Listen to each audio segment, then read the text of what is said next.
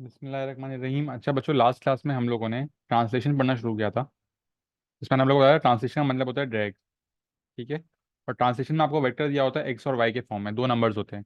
जो ऊपर नंबर होता है वो राइट और लेफ्ट रिप्रेजेंट कर रहा होता है, पॉजिटिव होगा तो राइट, नेगेटिव होगा तो लेफ्ट। और जो वाई का नंबर होगा वो अप और डाउन रिप्रेजेंट कर रहा होता है, पॉजिटिव होगा तो अप और नेगेटिव होगा तो डाउन। ठीक है। सवाल क्या लिखा हुआ है? Triangle A maps on to triangle B after translation of -3 2 on the diagram draw and label triangle B. -3 2 का क्या मतलब है बच्चों? तीन लेफ्ट और दो ऊपर। तो मैं सारे पॉइंट्स को तीन लेफ्ट ले गया था और दो ऊपर ले गया था। मेरे पास नए पॉइंट्स आ गए थे, मैंने ट्रायंगल भी ड्रॉ कर लिया था। इसके अलावा मैंने आप लोग को क्या बात बताई थी कि अगर डायग्राम नहीं हो, कोऑर्डिनेट्स गिवन हो, तो आप इमेज कैसे निकालोगे? Object plus translation vector will be equal to image. इन दोनों से हमारा आंसर सेम ही आ रहा था। ठीक है। ये दो तरीके होते हैं जिसमें ट्रांसलेशन के सवाल सॉल्व हो सकते हैं। फिर हमने इनलार्जमेंट पढ़ा था, जिसमें मैंने आप लोगों को बताया था इनलार्जमेंट में हमें सेंटर ऑफ इनलार्जमेंट पता होनी चाहिए और स्केल फैक्टर पता होना चाहिए। कंस्ट्रक्शन किस तरह करते हैं? By drawing two straight lines joining two corresponding points. जहां पे वो दोनों पॉइंट्स इंटरसेक्ट करेंगे वो क्या होगा? Centre of enlargement. दो कॉरेस्पॉन्डिंग पॉइंट्स को ज्वाइन करा, जहां पे इंटरसेक्ट करेंगे वो क्या होगा? Centre of enlargement. दो कॉरेस्पॉन्डिंग पॉइंट्स को ज्वाइन करा, जहां पे इंटरसेक्ट करा वो क्या होगा? सेंटर ऑफ इनलार्जमेंट होगा। अगर सेंटर ऑफ इनलार्जमेंट बीच में आ रहा है तो स्केल फैक्टर जो है वो नेगेटिव में होगा। ठीक है। और सेम रोटेशन की तरह हमारे पास एक चीज थी कि अगर सेंटर ऑफ इनलार्जमेंट 0 0 होगी तो डायरेक्ट मल्टीप्लाई कर देंगे। अगर सेंटर ऑफ इनलार्जमेंट 0 0 नहीं होगी तो हम लोग तीन स्टेप करेंगे: सब्ट्रैक्ट सेंटर, मल्टीप्लाई और फिर ऐड सेंटर। हमने 0 0 सेंटर की एग्जाम्पल करी थी हम लोग ने ये। और एक हमने एग्जाम्पल करी थी जब सेंटर हमारा 2 1 था, तो हमने थ्री स्टेप प्रोसेस करा था ये। इससे हमारा आंसर आया था। अब आज हमें बात करनी है स्केल फैक्टर हमारे पास किस किस तरीके से निकल सकता है। इनलार्जमेंट के अंदर स्केल फैक्टर निकालने के हमारे पास तीन तरीके हैं।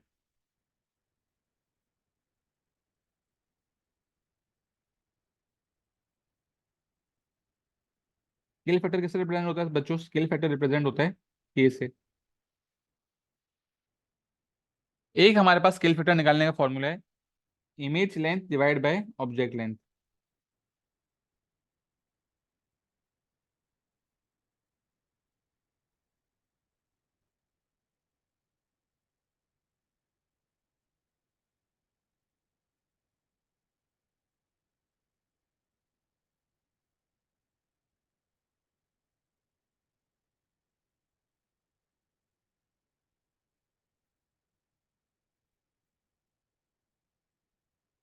Image length divide by object length.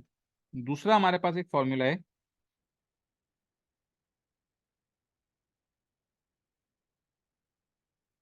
Image to centre distance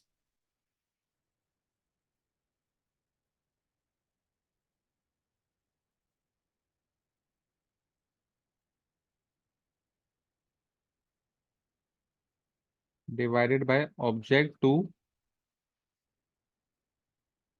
centre distance. ठीक है। और फिर एक और हमारे पास फॉर्मूला है स्केल फैक्टर का square is equal to image area divided by object area. ठीक है। हमारे पास ये तीन फॉर्मूलाज हैं। अब हम देखते हैं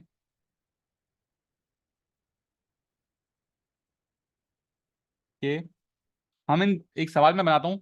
मैं आपको ये तीनों सवाल सॉल्व करके दिखाऊंगा और स्केल फैक्टर निकाल के दिखाऊंगा। तीनों से बेटा स्केल फैक्टर सेम ही आएगा, लेकिन हमें तीनों मेथड आने चाहिए। ठीक है। पेपर में कोई भी मेथड हमारे पास यूज करने के लिए आ सकता है।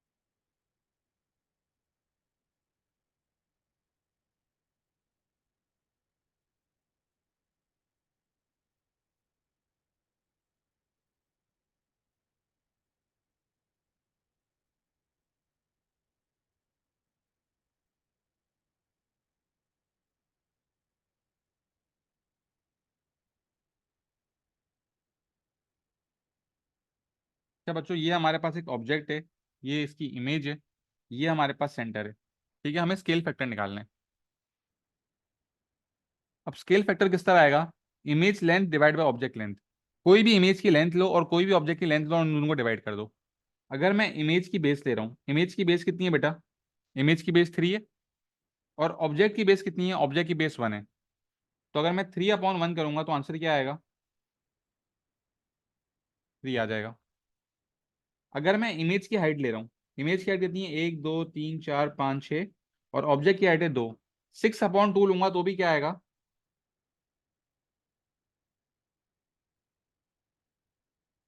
6/2 से भी 3 आएगा। इमेज की कोई भी साइड ले रहे हो, उसको ऑब्जेक्ट की किसी भी उसी सेम साइड से डिवाइड करेंगे आप, तो आपके पास आ जाएगा स्केल फैक्टर। ठीक है। अब दूसरा पॉइंट देखते हैं। इमेज टू सेंटर का distance divided by object to centre का डिस्टेंस। अब बेटा मैं अगर मैं P1 और P की बात करूं, तो इमेज का सेंटर से कितना डिस्टेंस आ रहा है? 1 2 और 3। और ऑब्जेक्ट का सेंटर से कितना डिस्टेंस आ रहा है? 1 आ रहा है। तो क्या हो जाएगा? 3/1 विच इज 3। ये भी आंसर हमारे पास हर तरह से स्केल फैक्टर 3 आ रहा है। और एक और तरीका क्या है? K square is equal to image area divide by object area. अब अगर मुझे इमेज का एरिया निकालना है, इस शेप का, इस शेप का एरिया किस तरह निकलेगा बच्चों?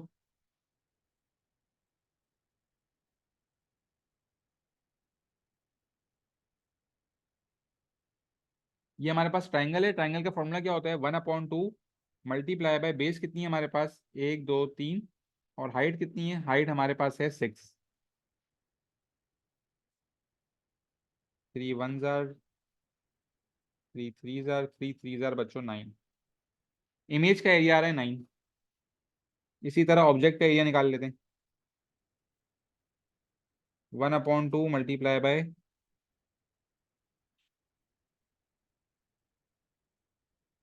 बेस हमारे पास आ रही है 1 और हाइट आ रही है 3। हाइट आ रही है 2, सॉरी। बेस 1 है, हाइट 2 है।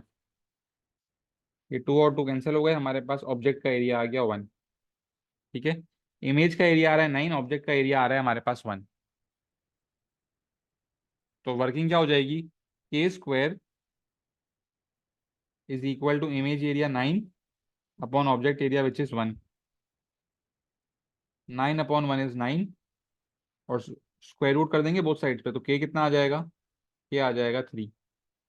तो आप देख सकते हैं बच्चों, हर तरह से आपका जो स्केल फैक्टर है वो 3 आ रहा है। ठीक है। अब पेपर में कोई भी मेथड इस्तेमाल हो सकता है। अगर एरिया दिया हुआ होगा तो आप ये वाला मेथड इस्तेमाल करोगे।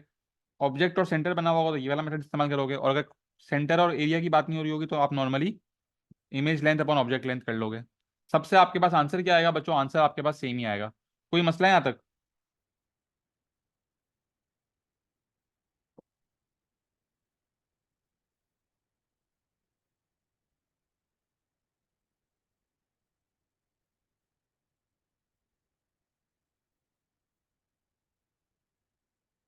बात बेटा अभी तक यही करा है हमने। सर इमेज एरिया वाला वापस समझा दें। बेटा आपने, आपके पास फॉर्मूला क्या है कि स्केल फैक्टर का स्क्वायर जो है वो इमेज का एरिया डिवाइड बाय ऑब्जेक्ट का एरिया होगा। तो पहले आपने इमेज का एरिया निकाला मेरी। इमेज का एरिया क्या आया? Half into base which is 3 multiply by height which is 6। तो इमेज का एरिया आ गया 9। और फिर ऑब्जेक्ट का एरिया निकाला half into base which is 1 multiply by height which is 2। तो ये एरिया आ गया 1। तो K square is equal to image का एरिया डिवाइडेड बाय ऑब्जेक्ट का area. 9/1 is 9। Square root of 9 कितना होगा मेरी? 3। क्लियर है सवाल?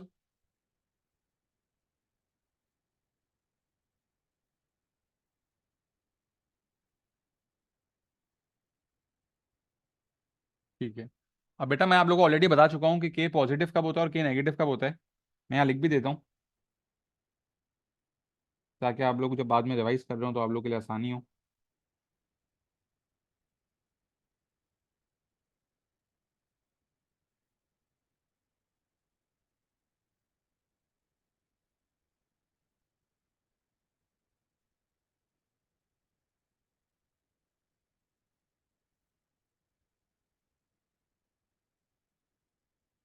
इफ के is positive centre of enlargement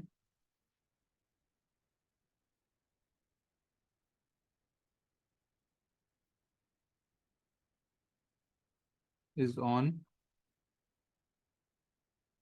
one side of both object and image। बेटा अगर आपका स्केल फैक्टर पॉजिटिव होगा तो उसका क्या मतलब होगा कि सेंटर ऑफ एनलार्जमेंट जो है वो आपके ऑब्जेक्ट और इमेज के एक ही साइड पे, जैसे यहाँ पे आप देख सकते हो आपका सेंटर जो है वो ऑब्जेक्ट और इमेज के एक ही साइड पे। क्यों? तो तभी आपका जो स्केल फैक्टर है वो हर जगह पॉजिटिव आ रहा है। और जब आपका सेंटर ऑफ एनलार्जमेंट बीच में आ रहा होगा तो के क्या होगा, आपका स्केल फैक्टर नेगेटिव होगा। ये हम लोग लास्ट क्लास में डिस्कस कर चुके थे। दूसरा पॉइंट क्या होगा, इफ के is negative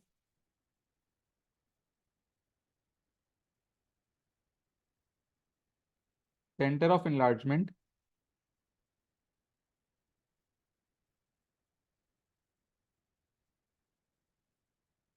is somewhere between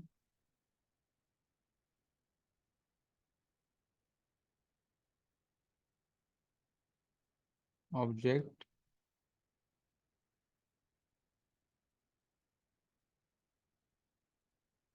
and image. अगर स्केल फैक्टर पॉजिटिव है तो सेंटर एक साइड पे होगा ऑब्जेक्ट और इमेज के, और अगर स्केल फैक्टर नेगेटिव है तो ऑब्जेक्ट और इमेज के बीच में होगा वो। जी बेटा ये बात।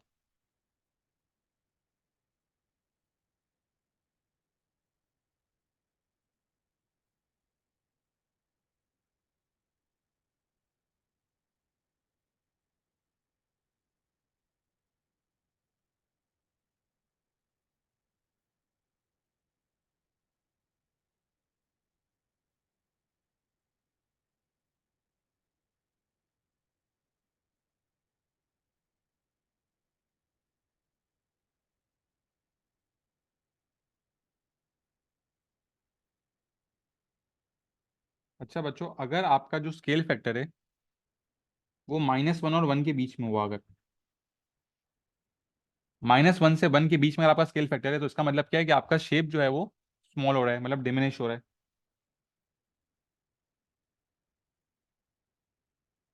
अगर आपका स्केल फैक्टर 1 से बड़ा है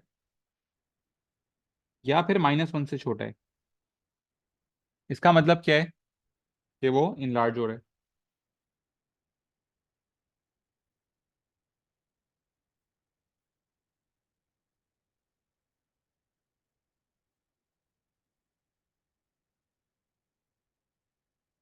1 से छोटा और -1 से बड़ा होगा तो आपका शेप जो है उसका साइज स्मॉल हो रहा होगा, मतलब डिमिनिश हो रहा है। और अगर 1 से बड़ा और -1 से छोटा होगा तो आपका शेप इनलार्ज हो रहा होगा। अब अगर आपका जो स्केल फैक्टर है वो पॉजिटिव आ रहा है, अगर आपका स्केल फैक्टर पॉजिटिव आ रहा है इसका क्या मतलब है कि सेम तरीके का शेप बनेगा, मतलब सेम ओरिएंटेशन होगी। जैसे आप लोग देखो यहाँ पे अगर आपका स्केल फैक्टर पॉजिटिव था तो शेप एक सेम तरीके का था। यहाँ पे आपका स्केल फैक्टर पॉजिटिव था, आपका शेप जो है वो एक तरीके था। लेकिन जब आपका स्केल फैक्टर नेगेटिव था तो आपके जो शेप है उसका वो जो है वो फ्लिप हो रहा है।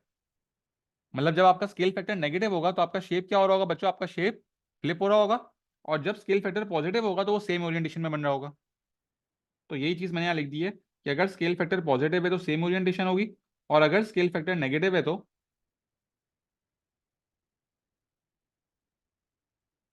शेप आपका फ्लिप हो जाएगा।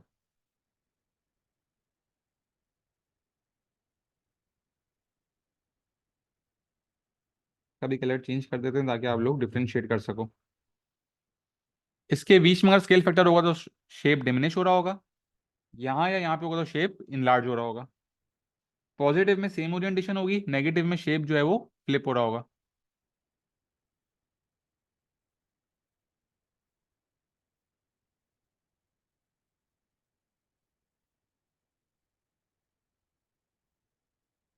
जी बेटा ये बात यही बोला है मैंने भी। ठीक है। अच्छा, यहाँ पर जाके आपकी ट्रांसफॉर्मेशन जो है वो कंप्लीट हो रही है। अच्छा, अब आपको ट्रांसफॉर्मेशन को आइडेंटिफाई करना आना चाहिए।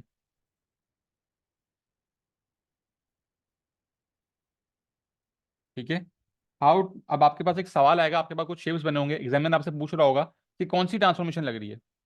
तो जब भी आपके पास के सवाल आएगा, जो हर साल आता ही है 2-3 मार्क का, एग्जामिनर आपसे पूछ रहा होता है, एक ग्रेड पे आपके पास 3-4 ट्रायंगल्स बने होते हैं, एग्जामिनर आपसे पूछ रहा होता है भाई कि कौन सी ट्रांसफॉर्मेशन अप्लाई हो रही है। तो वो किस तरह हम लोग फाइंड आउट करेंगे? How to identify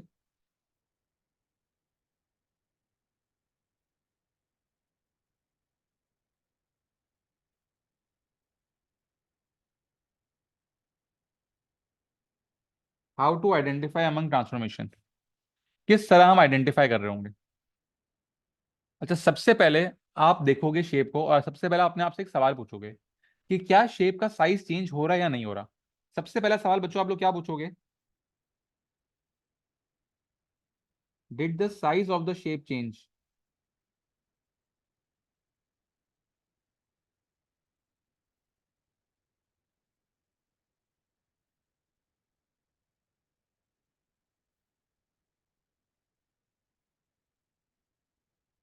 did the size of the shape change?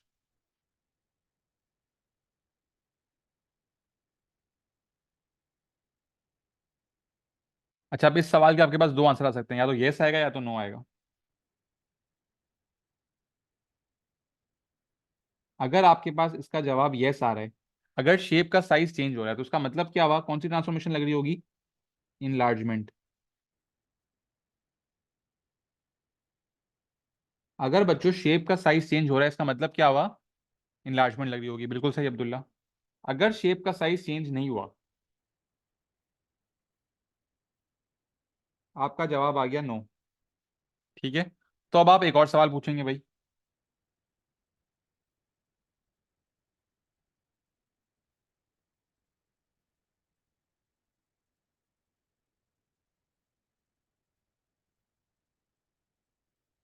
अब आप सवाल क्या पूछेंगे? Does it look like a drag? Does it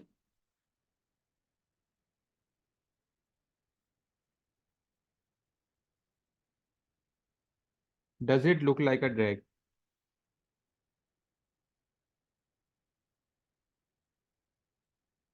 बच्चों, ड्रैग का क्या मतलब है? एक ऑब्जेक्ट को आपने उठा के दूसरी तरफ रख दिया। अब अगर इस चीज का जवाब आपका यस आ रहा है, अगर इस चीज का जवाब यस आ रहा है, इसका क्या मतलब हुआ? कि ये हो रही है हमारे पास ट्रांसलेशन।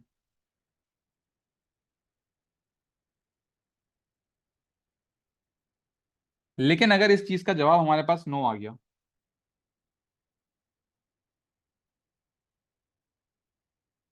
अब हम क्या करेंगे? अब हम ऑब्जेक्ट को और इमेज को स्ट्रेट लाइन से ड्रॉ कर देंगे।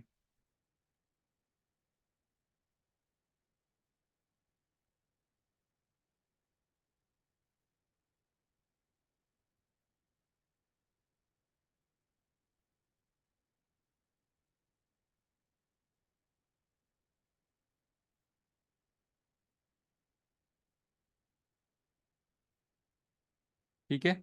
आप ऑब्जेक्ट को और इमेज को स्ट्रेट लाइन से ज्वाइन कर दोगे, और फिर आप सवाल क्या पूछोगे? आप सवाल पूछोगे, आर दीज लाइंस पैरेलल? सवाल क्या आएगा बच्चों? आर दीज लाइंस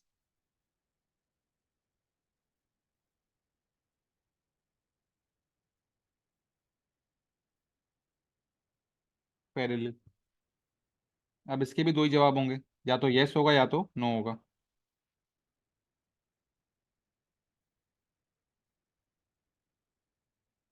अगर आपका जवाब यस है, इसका मतलब क्या है? कि रिफ्लेक्शन हो रही है। और अगर आपका जवाब नो है, इसका मतलब क्या होगा? कि आपके पास रोटेशन हो रही है। ये आपका एक ग्रेड बन गया।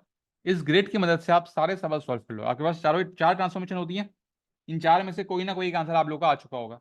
सबसे पहला सवाल क्या पूछोगे आप लोग बेटा? कि क्या आपके शेप का साइज चेंज हो रहा है या नहीं हो रहा? अगर साइज चेंज हो रहा है, इसका मतलब क्या है? कि इनलार्जमेंट हो रही है।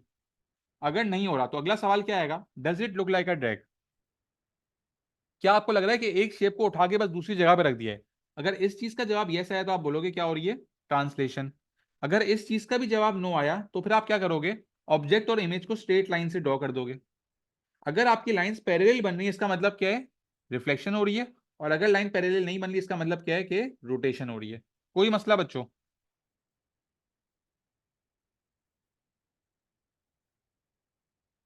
बेटा ड्रैग का मतलब था कि एक ऑब्जेक्ट को उठा के, ये शेप है,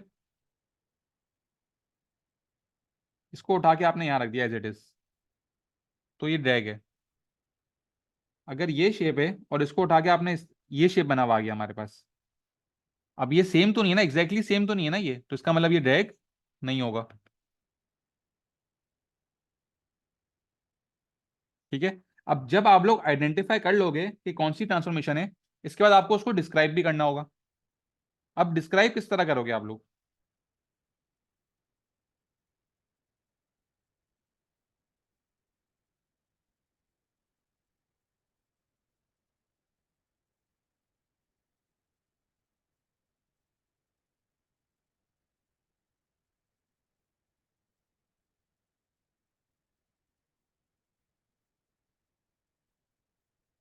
हाउ टू डिस्क्राइब ट्रांसफॉर्मेशन। अगर आपके ट्रांसफॉर्मेशन का जो आंसर है वो आ रहा हो रिफ्लेक्शन, अगर आपके ट्रांसफॉर्मेशन का बच्चों आंसर आ रहा हो reflection,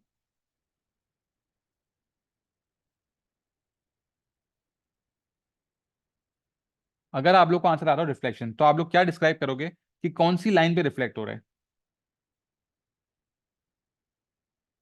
equation of line of reflection.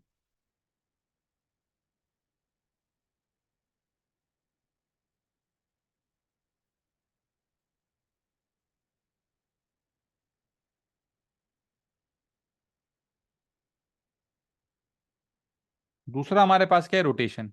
अगर आपका आंसर रोटेशन है तो बेटा रोटेशन में आपको तीन चीजें डिस्क्राइब करनी होती। क्या क्या डिस्क्राइब करना है आपको? सबसे पहले आप डिस्क्राइब करोगे सेंटर, उसके बाद आप डिस्क्राइब कर रहे होगे एंगल, और तीसरी चीज जो आप डिस्क्राइब करोगे वो क्या होगा? डायरेक्शन, क्लॉकवाइज या फिर एंटी क्लॉकवाइज। इसके बाद अगर आपका आंसर आए ट्रांसलेशन,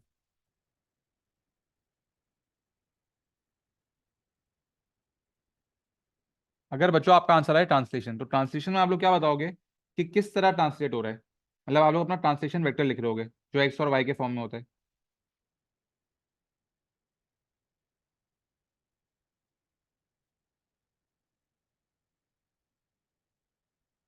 वेरी गुड। और आखिरी चीज क्या है हमारे पास? इनलार्जमेंट। बेटा इनलार्जमेंट में क्या चीजें डिस्क्राइब करनी होती है हमें?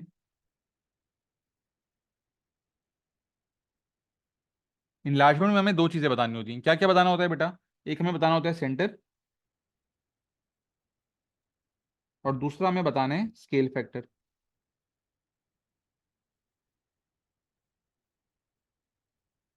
ठीक है बच्चों। अगर कभी आपका आंसर रिफ्लेक्शन आएगा तो आप इसमें ये भी बताओगे कि लाइन ऑफ कौन सी लाइन पे रिफ्लेक्ट हो रहा है। रोटेशन आएगा तो आपको सेंटर भी बताना है, एंगल भी बताना है, और डायरेक्शन भी बतानी है। ट्रांसलेशन में आपको ट्रांसलेशन वेक्टर बताना है जो एक्स और वाई के फॉर्म में होता है। और इनलार्जमेंट में आपको सेंटर ऑफ इनलार्जमेंट और स्केल फैक्टर बताना है जो कि के होता है। कोई मसला बच्चों? कोई सवाल?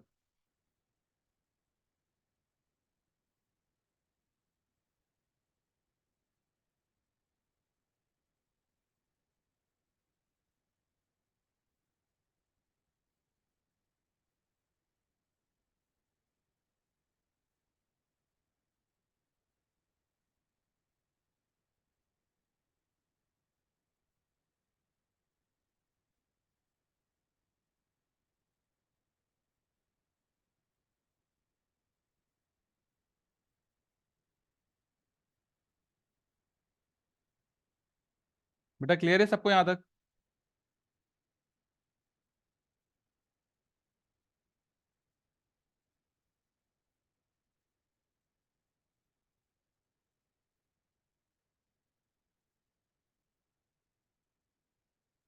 ठीक है।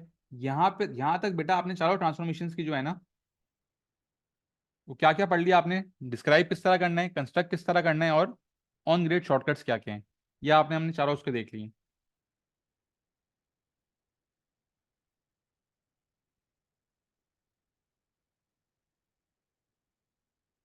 ठीक है। मैंने आप लोगों को लिखवाया था कि हमें चार चीज़ें आनी चाहिए।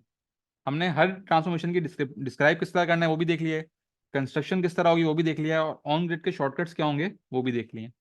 अब आखिरी चीज़ क्या हमारे पास, आखिरी चीज़ है ट्रांसफॉर्मेशन मैट्रिक्स। ठीक है। जो कि सिर्फ ओ लेवल्स के सिलेबस में। तो जो आईजीसीएसई वाले बच्चे हैं वो क्लास लीव कर सकते हैं, ओ लेवल्स वाले बच्चे क्लास में वेट कर लें। ठीक है। अब हमें ट्रांसफॉर्मेशन मैट्रिक्स सीखना है।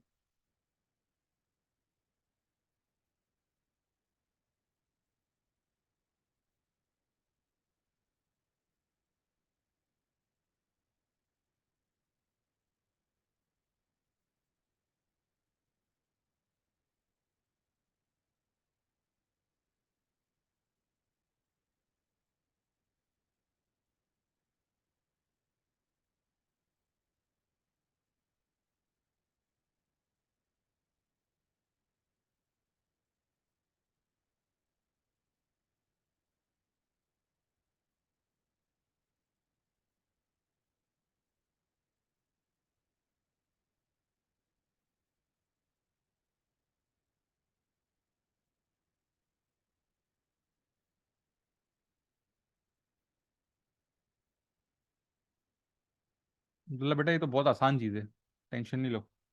ठीक है। अच्छा बच्चों, अब हमें क्या पढ़ना है, मैट्रिक्स ट्रांसफॉर्मेशन।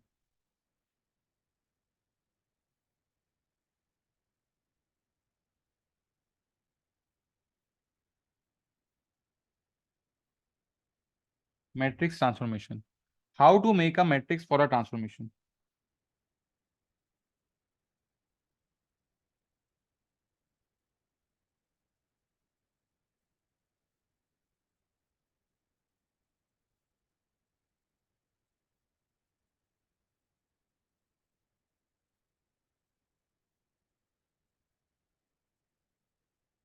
अच्छा बच्चों, आप लोगों को याद होगा हमने जब मैट्रिसेस पढ़ा था, तो मैट्रिसेस में हमने एक पढ़ा था आइडेंटिटी मैट्रिक्स।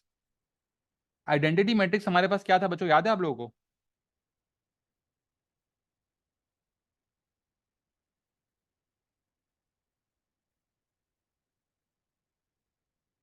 हमारे पास एक आइडेंटिटी मैट्रिक्स था 1001।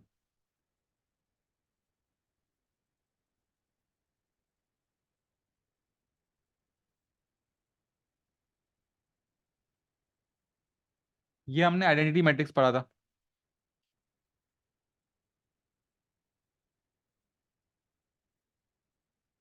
अब ये जो आपके कोऑर्डिनेट्स है ना, इसको आप ए के कोऑर्डिनेट्स बोल लो और इसको आप बी के कोऑर्डिनेट्स बोल लो।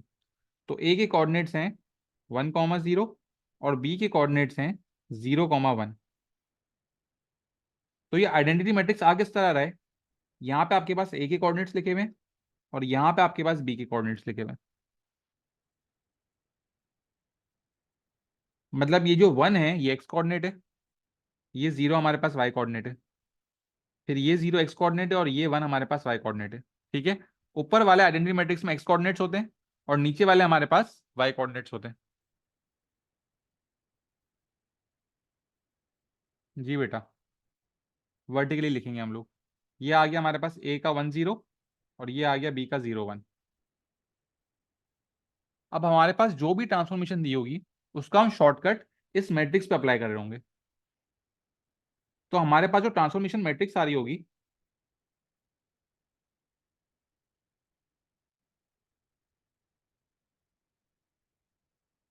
ठीक है, जो भी हमारे पास नंबर आ रहे होंगे, यहाँ पे हमारे पास ए की ट्रांसफॉर्मेशन आ रही होगी और यहाँ पे हमारे पास बी की ट्रांसफॉर्मेशन आ रही होगी। क्या ये बात क्लियर है बच्चों? इनिशियल मैट्रिक्स आपका 1001 होगा। ठीक है। जो भी आपके पास ट्रांसफॉर्मेशन दी हुई होगी उसका आप शॉर्टकट अप्लाई करोगे, ए की ट्रांसफॉर्मेशन यहाँ आ जाएगी और बी की ट्रांसफॉर्मेशन यहाँ आ जाएगी, और यह आपका बन जाएगा ट्रांसफॉर्मेशन का मैट्रिक्स।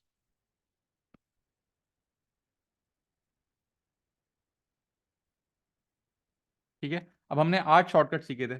रिफ्लेक्शन के 4 थे, रोटेशन के 3 थे और एक इन्लार्जमेंट का था, इसमें हम लोग मल्टीप्लाई करते थे। अब सबके हम लोग अलग अलग एग्जाम्पल्स कर लेते हैं।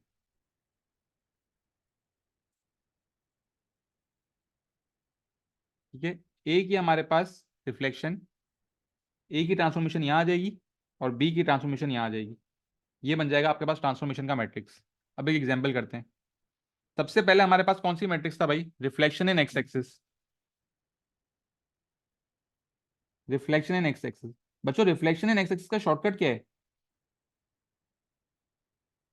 रिफ्लेक्शन इन एक्स एक्सिस का शॉर्टकट क्या है बच्चों?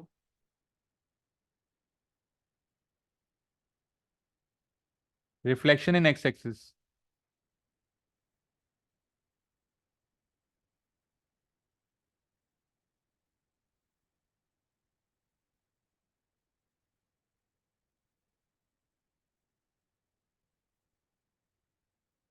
रिफ्लेक्शन इन एक्सिस में क्या था बच्चों? Change Y sign. Very good. Change Y sign. तो आपका इनिशियल मैट्रिक्स है 1001। ठीक है। आपको पता है ये ए के कोऑर्डिनेट्स हैं, ये बी के कोऑर्डिनेट्स हैं। ए का जो वाई कोऑर्डिनेट है वो 0 है, जीरो की साइन चेंज नहीं होगी। बी का वाई कोऑर्डिनेट क्या है? 1 है। तो आपका जो आंसर आ रहा होगा बच्चों वो क्या आ रहा होगा? 100 - 1। ये आपका मैट्रिक्स होगा for reflection in X axis.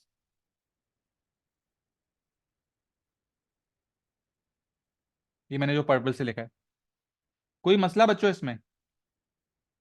Reflection in X axis का जो मैट्रिक्स है उसमें कोई मसला है?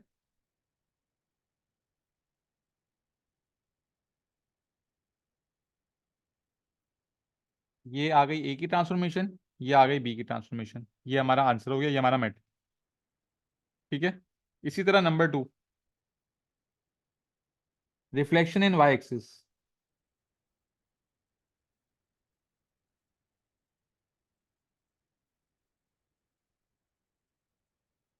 रिफ्लेक्शन इन वाई एक्सिस में क्या होता है बच्चों?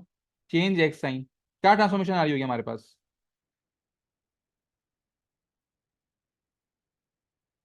अच्छा बेटा, आप लोग पेपर में क्या कर रहे होगे? आप लोग पेपर में ही शॉर्टकट से पहले आप लोग अपना आइडेंटिटी मैट्रिक्स लिखोगे। आइडेंटिटी मैट्रिक्स क्या है हमारे पास?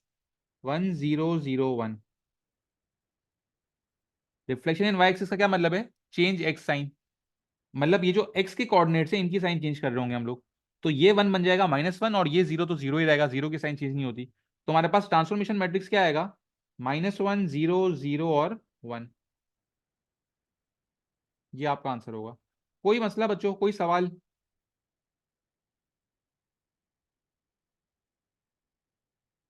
सब रिप्लाई कर दें बेटा।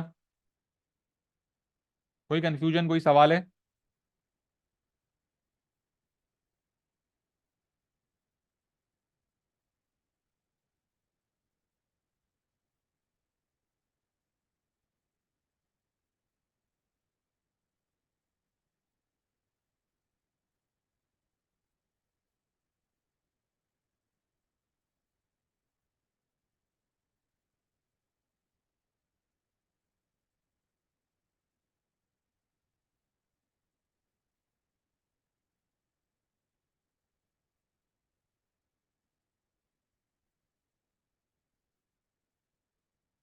अच्छा, फिर तीसरा शॉर्टकट था reflection in y is equal to x. बेटा reflection in y is equal to x का शॉर्टकट क्या था?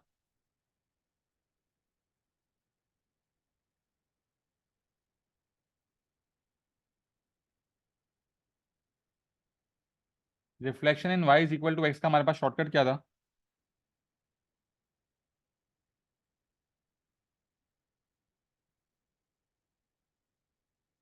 Reflection in the line y is equal to x. Swap both places. Very good. Abdullah बेटा गलत बोल रहे हो आप।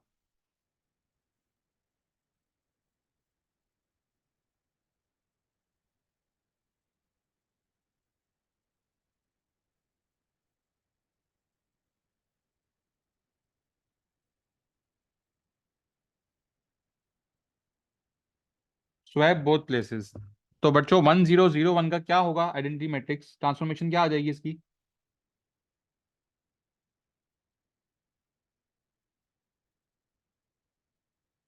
1001 में जब आप स्वैप कर दोगे प्लेसेस तो क्या बन जाएगा? 0110। 0110।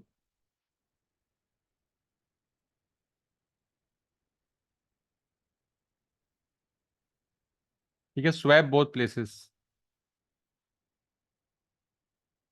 फिर हमारे पास चौथा क्या था, reflection in the line y is equal to -6।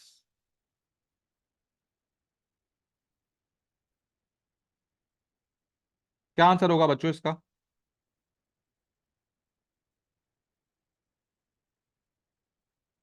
Swap both places,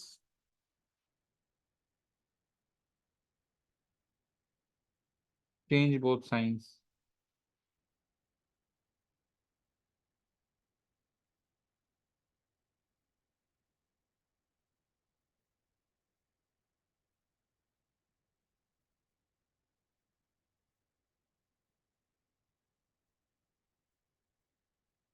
reflection in the line y is equal to -6।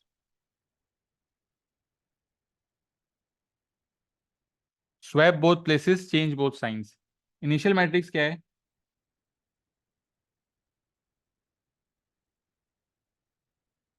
1001।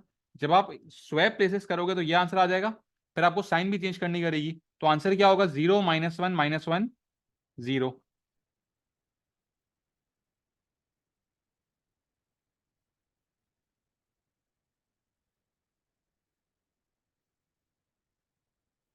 बेटा ये चारों मैट्रिक्स देख लें। अगर रिफ्लेक्शन एंड एक्स एक्सिस की बात हो रही होगी तो आपका मैट्रिक्स ये होगा, वाई एक्सिस में मैट्रिक्स ये हो जाएगा, Y is equal to x में मैट्रिक्स ये होगा, और Y is equal to -x में आपका मैट्रिक्स ये होगा। ये आपको मैट्रिक्स याद नहीं करना है, आपको लॉजिक याद होनी चाहिए। शॉर्टकट और इनिशियल मैट्रिक्स याद होना चाहिए आपको। ठीक है। और फिर इस इनिशियल मैट्रिक्स पर शॉर्टकट अप्लाई करेंगे तो आपके पास जो मैट्रिक्स मांगा होगा वो खुद ही आ जाएगा। कोई मसला बच्चों, कोई सवाल यहां तक?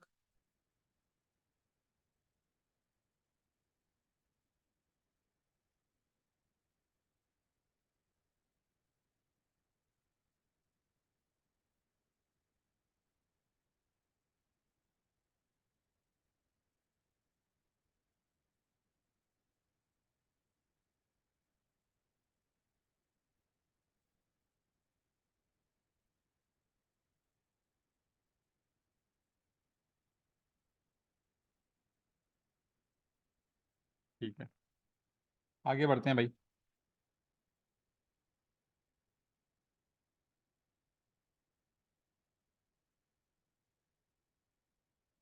Rotation 90 degree clockwise,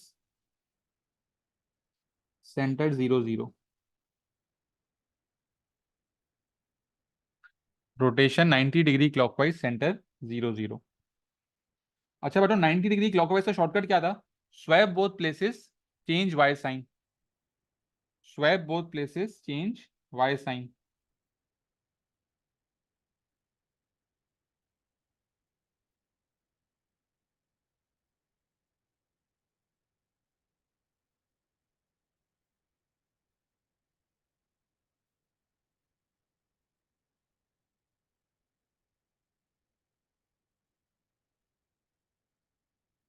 swap both places, change Y sign.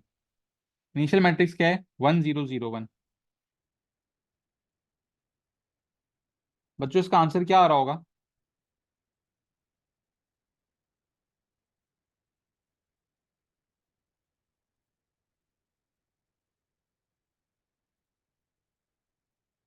जब जगहें स्वैप करोगे तो 0 1 1 0 हो जाएगा। Change Y sign, Y coordinates ये वाले हैं, इनकी साइन चेंज करेंगे तो यहाँ पे -1 लग जाएगा, जीरो पे तो माइनस साइन नहीं लग सकती। तो ये आपका आंसर हो जाएगा।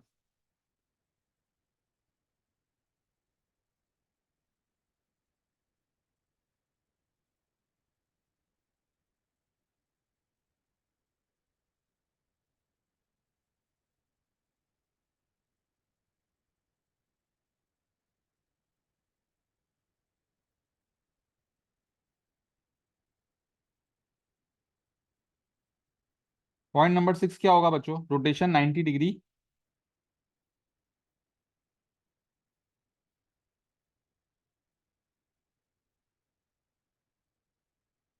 Anti clockwise, centre 0 0। इसमें क्या होगा बच्चों?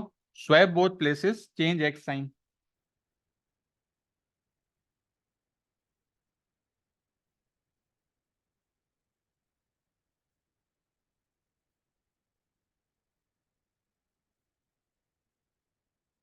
Swap both places, change X sign. Initial matrix हमारे पास है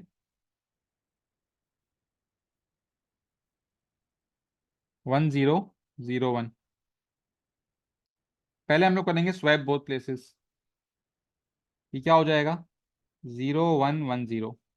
और अब हमें एक्स की साइन चेंज करनी है, तो 0 0 ही रहेगा और 1 ये वाला बन जाएगा -1। आंसर आ गया। Swap both places, change X sign. फिर हमारे पास सेवेंथ क्या था बेटा? रोटेशन 180 डिग्री, कोई डायरेक्शन नहीं है, centre 0 0।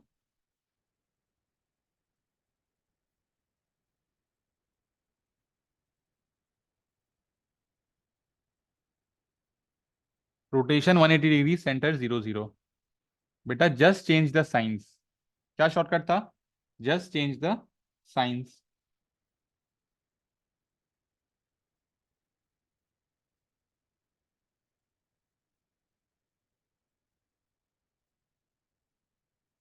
Just change the science. अब रोटेशन 180 डिग्री में क्या होगा भाई? हमारे पास इनिशियल मैट्रिक्स है 1001। सिर्फ साइन चेंज करेंगे। जब आप लोग सिर्फ साइन चेंज कर रहे होगे तो -1 0 0 और -1। कोई मसला बच्चों? कोई मसला, कोई सवाल?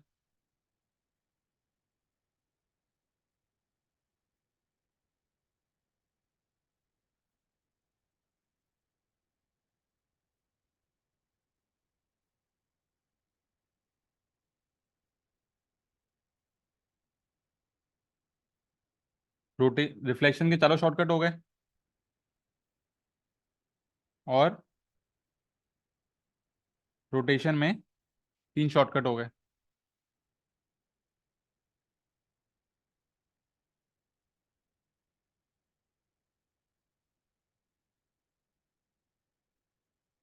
क्या लिखा हुआ है बाद?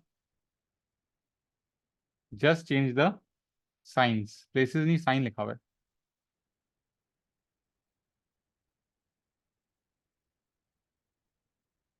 अच्छा, आखिरी शॉर्टकट क्या है हमारा? इनलार्जमेंट का। इनलार्जमेंट में हम लोग मल्टीप्लाई करते हैं।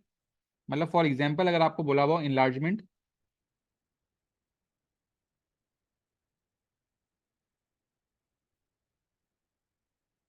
स्केल फैक्टर आप लोग को दिया हुआ हो 3, और सेंटर हो 0 0। सबसे पहले आप लोग इनिशियल मैट्रिक्स लिखेंगे। इनिशियल मैट्रिक्स क्या होगा बच्चों? 1001। अब इनलार्जमेंट में हम लोग क्या करते थे बेटा? इनलार्जमेंट में हम लोग स्केल फैक्टर से मल्टीप्लाई करते थे।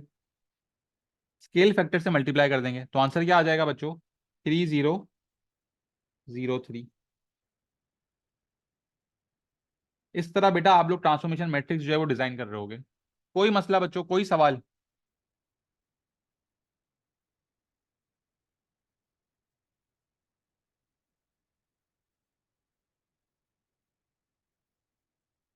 ठीक है। एक्स एक्सिस में वाई साइन चेंज करा, वाई एक्सिस में एक्स साइन चेंज करा।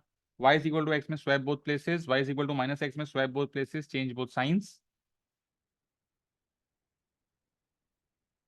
90 डिग्री क्लॉकवाइज में swap both places, change y sign.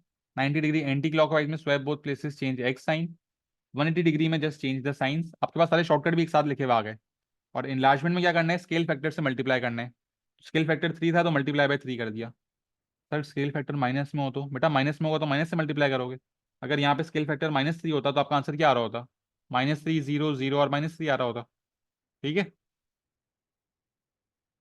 जो स्केल फैक्टर दिया हो बस उससे मल्टीप्लाई कर देंगे। ठीक है। ट्रांसफॉर्मेशन मैट्रिक्स का कॉन्सेप्ट क्या है कि आपके पास जो कोऑर्डिनेट्स है ना, जो ए का कोऑर्डिनेट है उसकी जो इमेज होगी, ऑब्जेक्ट है अगर आपका, तो इसकी इमेज यहाँ आएगी, और बी की जो इमेज है वो यहाँ आएगी। ये आपका क्या होगा? ये आपका ट्रांसफॉर्मेशन मैट्रिक्स होगा। ये आपका ट्रांसफॉर्मेशन मैट्रिक्स होगा। कोई मसला बच्चों ट्रांसफॉर्मेशन मैट्रिक्स में? मुश्किल तो नहीं है भाई? सिर्फ शॉर्टकट याद होंगे, इससे आसान चीज कोई नहीं होगी।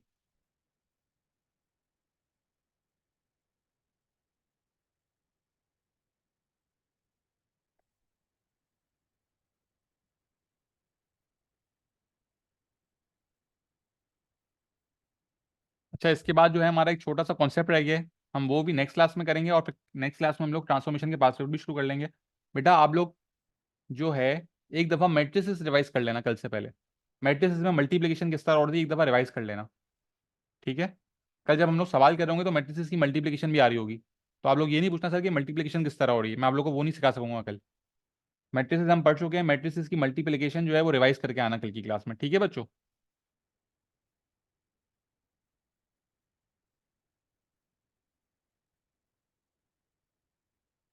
ओके बच्चों, अल्लाह हाफिज़। अल्लाह हाफिज़।